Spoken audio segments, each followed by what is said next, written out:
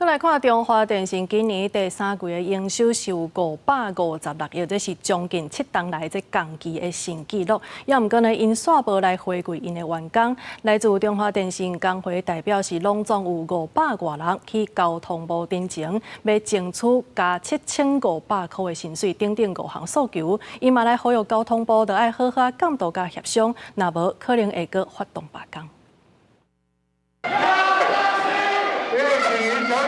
大声喊口号，人群一直向交通部大门挖进，也有人跳起悬台，对面耍正火爆，才着甲警方爆发冲突。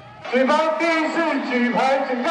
转台来中华电信工会代表差不多500多人，一起早起伫交通部大门头前陈情抗议。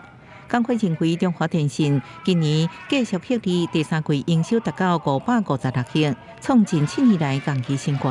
不过，煞欺骗员工无趁钱，所以争取员工每个月加薪7500，交通津贴3000。要跟部长讲，我们不贪心，你欠我的还我就好，对不对？另外，劳动部已经修改劳基法，年满65岁劳工强制退休年岁，因经由劳资协商然后，已经证明65岁无代表未堪免胜任工作。不过，中华电信公司则迟迟不甲工会协商延退方案，呼吁中华电信大股东交通部爱善尽监督的责任。那95岁就袂使做工过啦，这是尊严的问题啦吼。退休的权利应该要贴给劳工，对不对？妥善的处理大家的诉求，那一定会有一个合理的交代给大家。